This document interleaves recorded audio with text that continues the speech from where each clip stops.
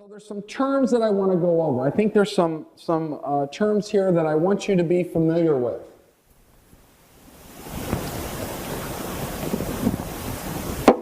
The first one being what we talked about a little bit already, and that's operating income. Operating income is income that comes in from the building or a single-family house from things like rents, laundry rooms, application fees, late fees, that type of thing.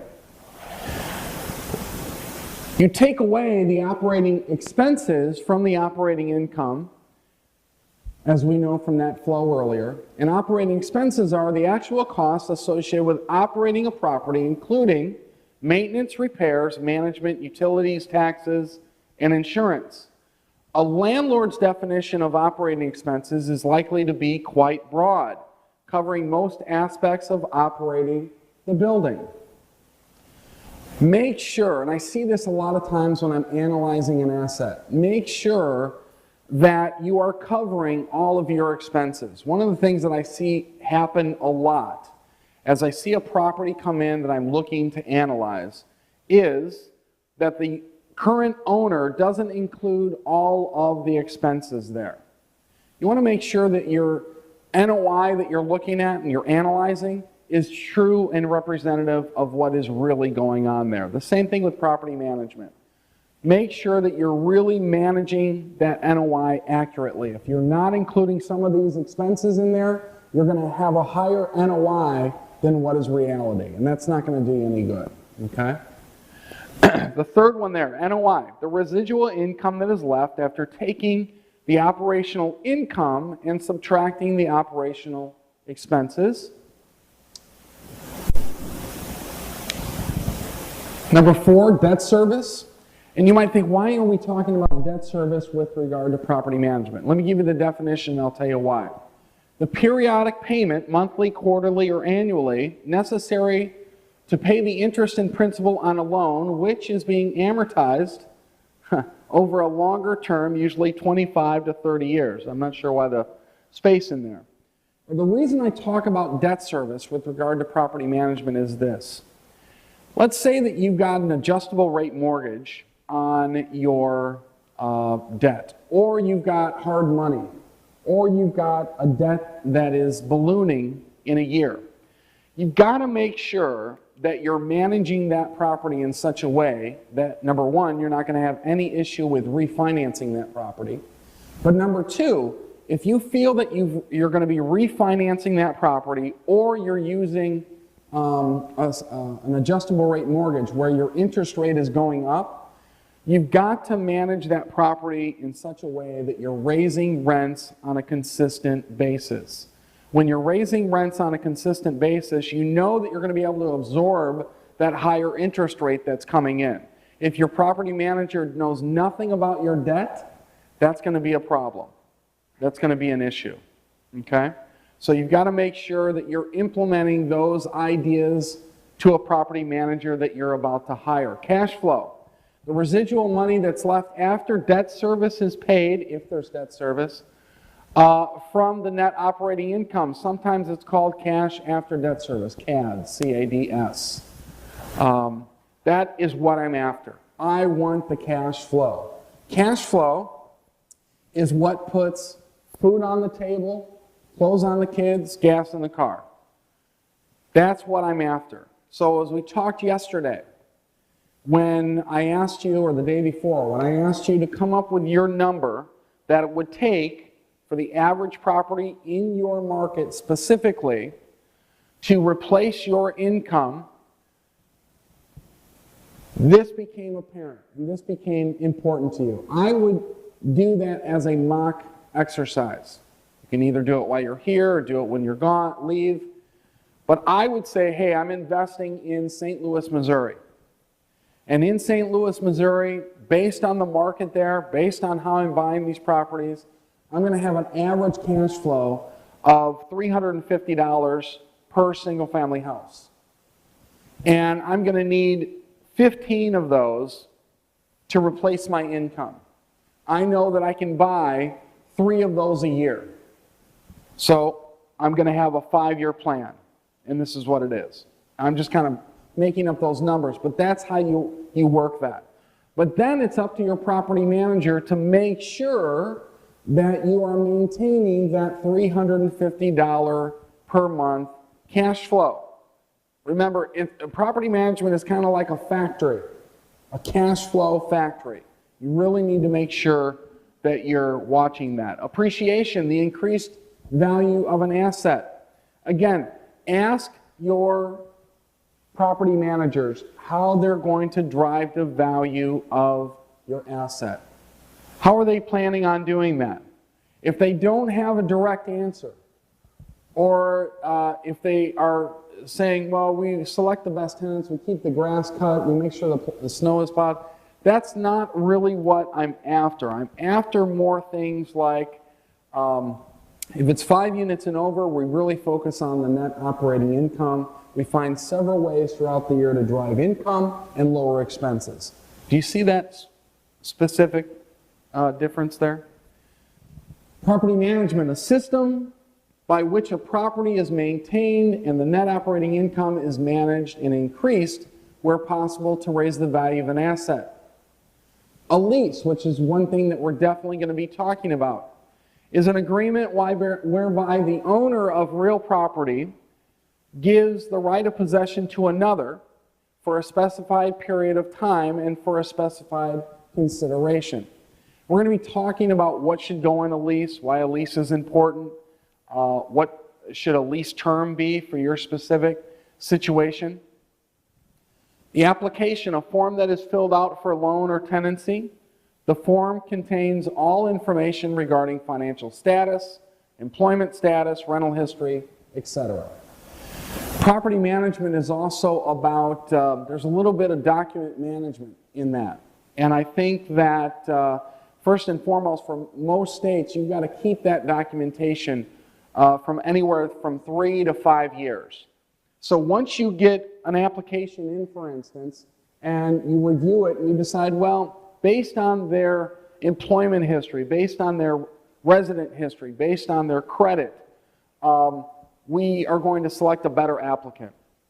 So that rejected application, you're going to need to hold on to for 3 years. That's by law, you need to do that, or your property management. In some states, it's 5 years. So there's specific rules that you need to have in place with regard to that. But we'll go through that as we go along here. Due diligence. Now this is where I really kind of enjoy the property management experience. I love to analyze numbers. So if you go back to that initial flow that we talked about this morning, income, expenses, NOI, you stop there. When I'm in the due diligence phase, now let me explain what that is. Well, let me define it and then I'll explain how I use it. The study of an investment, a period of time in which an investment is studied both on an economic and physical basis. Typically, this is done after you get a property under contract. And you've got about 30 days, 15 days if you're buying a foreclosure, to really study that investment. So one of the things that I will do is I will go through income, expenses. I want to know how the income's coming in or how will it come in based on that asset, based in that market. If it's a single-family house, I'll say, well, what kind of rent could this 3-bedroom, 2-bath house get in this market of St. Louis, Missouri? Okay? Well, this typical house gets $1,100 per month, or $950 per month. Great, that's my income coming in. I'll next ask questions like, for instance, what is the demand? If the demand is really high, what I'm going to do is implement an application fee. If the demand is, say, 93, 94, 95%, which a lot of metro markets are experiencing right now, I'm going to implement an application fee, $50, $75, that type of thing. I'm also going to be making sure that it's understood by the tenant that we're going to have very strong late fees. So let me explain what I mean. By the way, you're going to have to check with your state because they all have different rules on what type of late fees you can charge. But I might structure my lease in such a way in which I take the late fees and I kind of build them into the term of the rent. So for instance, if the rent in that market is $900, on my lease, I may charge $950. But if they pay me by the 5th of the month, I'll give them a $50 discount. So that's kind of an incentive to pay me on time. And I've really never had an issue with it with respect to, hey, you're charging more than market rent. And when I do, I say, well, you plan on paying me on time, right? And they said, well, of course. I said, well, there's no issue then. But when I implement that type of structure to my lease term and to my rent, when people are late, immediately I get a $50 bonus with that. In addition to that, there is a late fee that happens. For every day they are late, it's $10 a day or $15 a day on top of that. So let's just say that it is the 10th of the month, they haven't paid their rent, and it's structured in that fashion. $900, but on the lease it says $950, but if you pay me by the 5th of the month, you get a $50 discount. They missed that. So I make an extra $50, and because we've got 5 days after the 5th to the 10th, and it's $10 a day, I have an additional $50. So now I've just made an extra $100 for that month. Now they're eventually going to pay, they pay on the 10th, but I've got $100 extra. I'm really focused on those late fees and managing those late fees specifically in a market in which I've got a higher occupancy. Does that make sense? Because I know I've got such a demand that if I do have to evict them, I will have a new tenant moving in a short period of time. Certainly I've got to manage turnover and turnover expense and things like that. But that's the premise. In a market in which you're struggling for occupancy, like we were 4, 5, 6 years ago, where everyone was buying single-family houses, they were living the American dream, so to speak, and they were less renters or less renter demand. It was very hard to charge things like application fees, really adhere to late fees, because if you got that tenant out of there, even though he was paying slow, it may take a while to fill that particular unit. These are things that need to be managed by you or your property management company when you're looking at things like due diligence.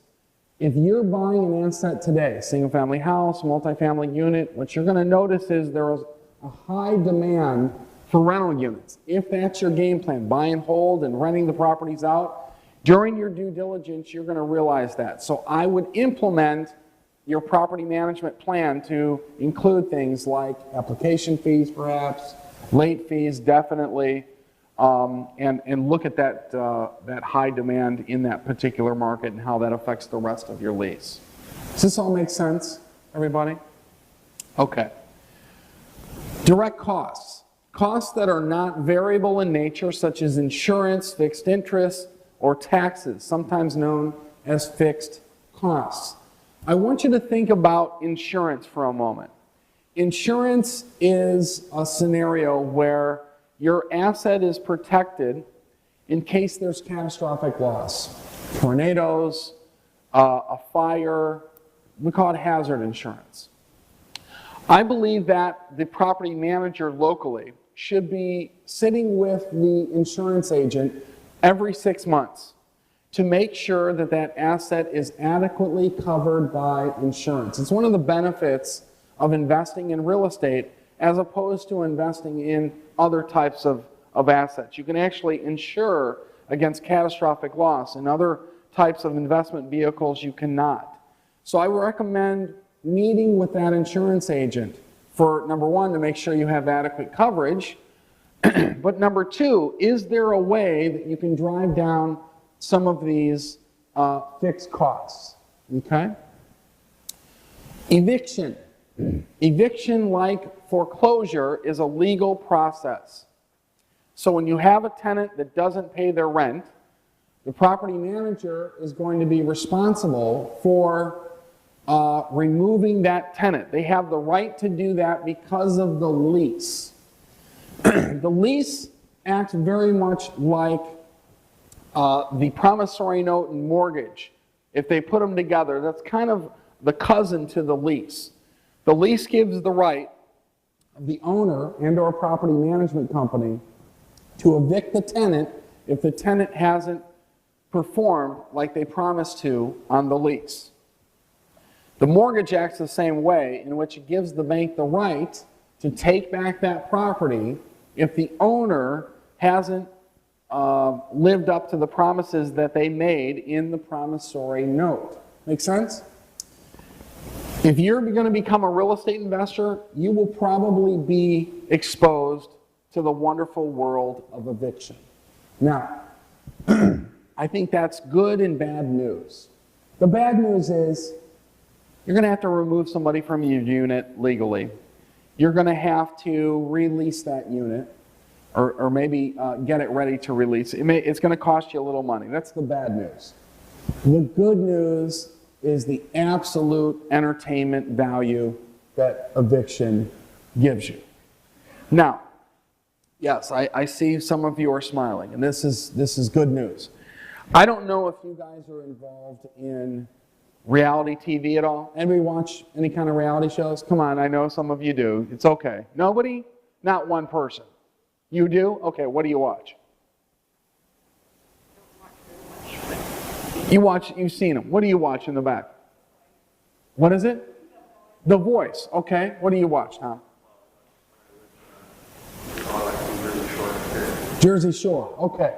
Well, let me just tell you this. If they were to make a reality show based on eviction court, it would be the best show on TV. I mean, you hear all kinds of reasons why the rent wasn't paid. From my dog ate my rent check to, my grandmother passed away and it's the 5th time he's used that excuse in the last 2 months kind of thing. You're like, well, how many grandparents do you have, right? Or they say, well, my dog ate my rent check. And I'm like, well, sir, it says here on your lease that you're not supposed to have dogs in the first place, right? But it's a wonderful, I would recommend, if you are in your target market, if you're here in Austin, Texas, you plan on investing here, and you've got some time, go sit in eviction court. Number one, you learn the process, but number two, it's an entertaining time that you're going to be sitting there. The first time I went to eviction court, I planned on being there for an hour. I stayed there for 3 hours because the stories were so entertaining, okay? So I would recommend that. By the way, some states are what we call landlord-friendly. Other states are what we call tenant-friendly. So the states that are landlord-friendly, what you'll find there is usually you can get someone out of your unit in 30 days or less. Sometimes in some states, 2 weeks or less. When some states are tenant-friendly, like California, for instance, it takes a long time. I mean, tenants could actually stay in that unit for 6 to 9 months to even a year, depending on how they play the game, so to speak. You want to make sure that your property manager has experience locally with eviction. What does it cost? Do they do it? How long does it take to evict the tenant? That type of thing. Okay, if we got a question, remember we're going to have you go back to the mic, and we'd like you to use the outside rows if you could. I know this is a great way to get exercise though, so we'll just look at it kind of like as a health program as well here. The last definition here, a tenant, one who rents real estate from another and holds an estate by virtue of a lease. The lease gives that tenant the right to rent that unit from the owner/property manager. Yes, we have a question. Tom. Yes, when renting, do you allow pets into your properties or not? What's your opinion on having a sort of a pet rule? Say that question one more time. What is your opinion on having allowing pets on your properties? Do you consider them bringing problems or not when you do Yes, rentals? I would not recommend allowing any kind of horses, donkeys, camels. They're way too much effort. Way too much effort, right, Marco? Anyway, the pets that I would recommend, if you're going to have a pet policy in today's rental market, it's a good question, by the way, Tom. In today's rental market, pets seem to be the thing that is attracting renters, and you're able to actually make money off of that. I like dogs better than I like cats. Now, personally, I love all animals, okay? But I like dogs better than I like cats as far as a rental situation. When a cat has an accident, so to speak, on the carpet, the ammonia in that accident stays with that carpet forever.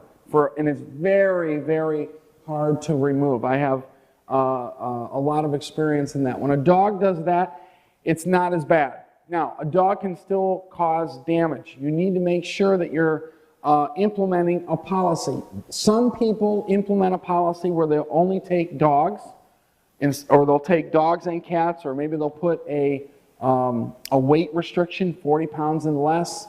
I've heard other people put a breed restriction. They don't like aggressive breeds. I don't know if that's, you know, sometimes I own a dog that's so-called an aggressive breed, and well, if you're trying to break in the house, she's probably going to take you down, but if you're, you know, otherwise, she's probably going to lick you to death. But anyway, that's your call as the CEO of the property management company, or if you're directing the property management company on what you're going to be requiring there. I would not recommend, you know, promoting any kind of exotic breeds, anything like that. You know, I did have a story. Now, I'm going on a little bit of a side tangent here, but I did have a maintenance person that walked into a unit of mine, and there was a goat. Yes, there was a goat in the living room. Now, you might think, well, what's the big deal, John? I've got a goat in my living room. What had happened was the tenant's daughter, mother-daughter, the tenant's daughter was in something called 4-H, and they work at the county fair, and she was part of the, you know, she had a prize-winning goat. Well, I wish I could have paid money to be a fly on the wall to watch my maintenance person walk in that to do a repair, and to walk in the living room and have a goat eating hay in a little pen there. I wish I would have been there for that. But anyway, so to get back to your question and answer it fully, I think pets are something that is going to be specific to you and your preference. I would definitely talk about that with the property manager and what is traditional in that market, but turn it into a money-making opportunity. You can charge more rent for that pet, maybe up to $50 per month for the dog. If you're going to do that as well, I don't like one-time security deposits, like $200 one time. I like the monthly charge for the pet. Okay, so find out what's traditional there and turn that into a moneymaker. Okay? Did we have another question in the back? Yeah, I have a few. Going back, is there any restriction in raising rents? Are those state restriction or market restriction? Okay, so rent, and we're going to talk about raising rents throughout the next 2 days, but raising rents and rent caps, or rent control as we call it, is really specific to 2 states, California and New York. There's a little bit of that in Chicago, but not very much. The majority of the rest of the country does not have rent control, so you're not going to have an issue with that. However, you're going to let the market dictate what your rent is going to be and how you're going to raise that. If you've got high demand, you're going to more likely raise those rents, okay? The next one is the lease agreement. The structure of the lease agreement, it's the company that you're using for the property manager, or it's dictated by the state? It's like there is a pro forma made by the state, or there's each and every company is going to have their own form? Yeah, good question. So his question is on leases, and is it different in every state, or can you use your own? For the most part, you can use your own. However, when you've got a property manager that is part of and by the way, your property manager should be licensed in all those states. You do have property managers that sometimes use a state lease form. You will see that as well. Make sure that when you're dealing with your property manager, you are asking them what type of lease do they use and can you get a copy of that lease. Very important. Yes, another one? Applications, the guidelines. What can you ask, what you can't? Okay, another real good question. You're not going to be on the lease. You have to make sure that your selection criteria is based on things like their financial capacity to afford that rent, their rental history, their job history, their credit. Just like when you're buying or purchasing a home, you cannot ask things based on familial status, gender, race, color, creed, national origin. You have to eliminate those types of questions from the application. So basing your selection process on their financial capacity is probably going to be the majority of your theme of selection. Evictions. There is a cost associated to the eviction. Are you getting that money back? Or you need to make an application in small claim courts against the tenant to recover that? Yeah, your questions today, Marco, are very professional. I like that. Not that they're not normally. Not that they're not normally, okay? So good. His question is about eviction. Do you get that money back? In your lease, and I'm going to show you a copy of a lease over the next 2 days, but in your lease, you're going to have language in there that says, tenant is responsible for all court costs and owner or property manager's legal fees in the case of eviction. So, you know, the filing for eviction is going to run you anywhere from $50 to $150, depending on what state and what county you're in. You're going to have the eviction process where you're going to physically have the tenant removed legally from the apartment unit or single-family house. Typically, you'll have what is called a damages hearing after that. At the damages hearing, that's when you'll go back and ask for any liquidated damages or, you know, monetary damages from damage to the apartment unit, or for things like court costs and legal fees and things like that, past due rent. And that will be attached to their credit. So they're better pay, or they're always going to be that stain on Well, their what application. happens is they get a judgment. All public judgments are tied to their credit through one of the 3 credit bureaus, Equifax, Experian, or TransUnion. So yes, that's true. Now, going back on eviction again, can you evict someone just for repetitive late payments? So the question is, can you evict someone for repetitive late payments? Yes, because anything that they're doing that breaches the agreement of the lease, you can evict the tenant for. That's it for now. I appreciate all of those questions, and I appreciate the professionalism in your delivery. It's right on. I was told by Penny to behave. To behave, right on. Yes? John, so what are the chances that you'll actually get your money back for the eviction? It's great to go to court and have essentially a lien put on the person, but do you ever see that money again? I would say there's less than a 20% chance you're going to see that money again. Less than a 20% chance. And that percentage has probably gone down more significantly past the crash. You know, when the crash happened in 2008, I'd say that percentage really dropped even further. You know, people lost their job, they got through hard times, they weren't, if they did have a job, they weren't making as much as they were before. So, slim. So is it worth doing then? Like the follow-up essentially to... It is, because there is a percentage that will eventually pay that. If you want to get aggressive with it, you could also garnish their wages, you know, take it to the next level, and you certainly have the right to do that.